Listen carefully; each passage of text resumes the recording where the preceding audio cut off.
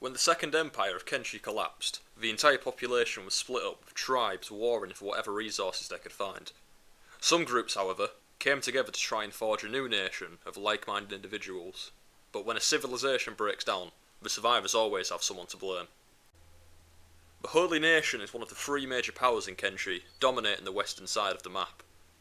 It is an authoritarian state with a strict code of laws and has immense segregation among its people, though a few races manage to be accepted by the Holy Nation.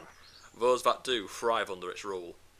The group is heavily religion-based and worships a deity named Okran, Protector of Light, and sworn enemy of Narko, the Demon of Darkness.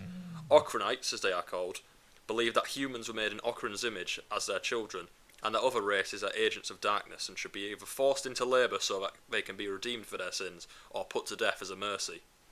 They are heavy misogynists and believe that women are seductive hellspawns and require taming.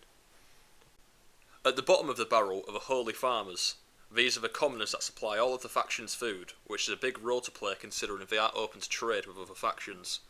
They are poorly equipped with no armour and only staffs to defend themselves, though they are open to trade with passing travellers.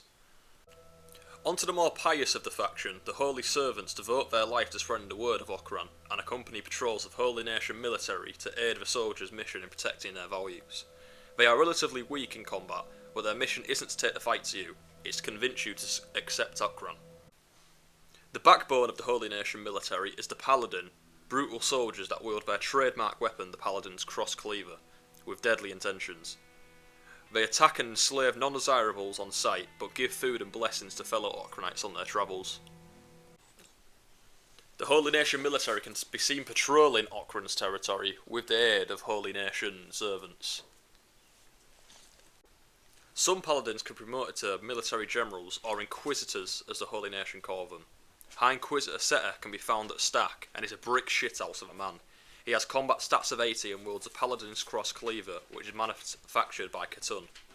He is the governor of both Stack and Bad Teeth, but is always located at Stack. He can also be spotted if you piss off the Holy Nation enough, and they send a Wrath of God raid to your outpost. He has a bounty of 40,000 cats.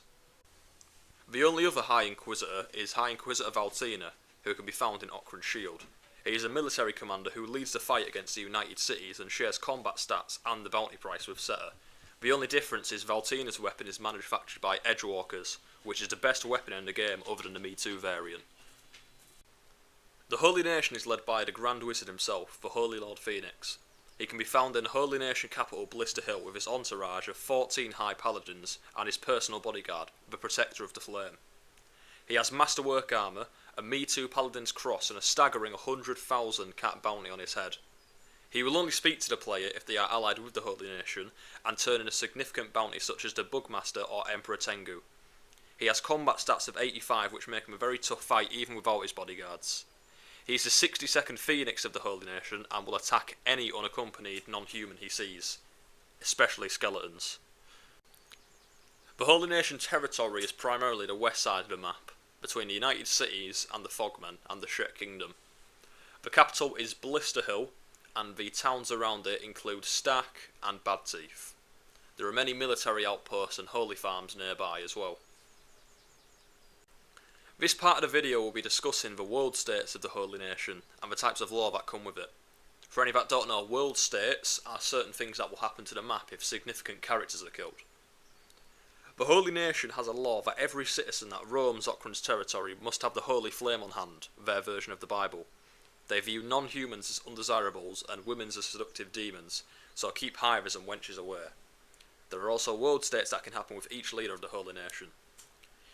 If the Holy Lord Phoenix is killed or imprisoned, Blister Hill will be destroyed, Bad Teeth will be destroyed, the Holy Military Base will be turned into a dead hive and overrun by Fogmen, which results in Fogmen raids if you settle in Holy Nation territory. Holy Nation patrols will cease spawning, and Shek patrols will start spawning in the Holy Nation. The player's outpost will receive the Wrath of God raid, where the remaining Inquisitors will lead turn-based raids which send squads of up to 50 Paladins at a time. The Shet Kingdom will hear about the Phoenix dying, and will prompt an alliance if you speak to the diplomat for the Sheks. If High Inquisitor Valtina is dead, Okran's shield will be turned over to the United Cities, or if you are allied with the Shet Kingdoms, it will be turned over to them instead. If the Phoenix is also dead with Valtina dead, Okran's fist will be turned over to the Cannibal faction. If Seta is also killed, the Flotsam ninjas will start roaming the Holy Nation territory.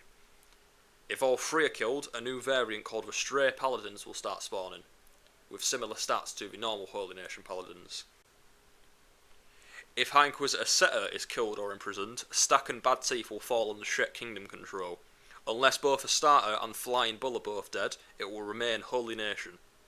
If Ghost are still alive, Berserkers will start spawning in the Okran region, and Holy Nation patrols will start spawning less, with their military leader being killed. The Holy Nation seems to be the least chosen allies among the Kenshi community, despising 5 out of the 7 playable races, and especially the women there, and even attacking humans sometimes if they are seen with robotic limbs. They are bigoted, sexist and racist warmongers, but they also show great compassion to their own kin, with them being the only faction that give out food to the player if seen. They are also the most self-sustaining faction despite hating technology. They don't participate in universal trade, warring with both of the biggest trade factions in the game, them being the United Cities and the Western Hive. They have a golden goose though in terms of fertility, having the best soil out of all the 3 factions and taking advantage by having a multitude of farms with not only crops but livestock as well. Slavery is a mixed subject in the Holy Nation, not used for profit but for redemption. Most factions that use slavery either use them for trading to other slavers or as war slaves, but the Holy Nation is disgusted by the sailor slaves, by only enslaving those to help them in their next life. Any slaves will be sent to the Rebirth camp or the Holy Mines. Rebirth is the biggest slave camp in Kenshi. It is a massive quarry with races all around being enslaved to make a massive statue dedicated to Okran. Thank you for watching. Please like, subscribe and comment what you want to see next or if you have any questions about Kenshi. Have a good one.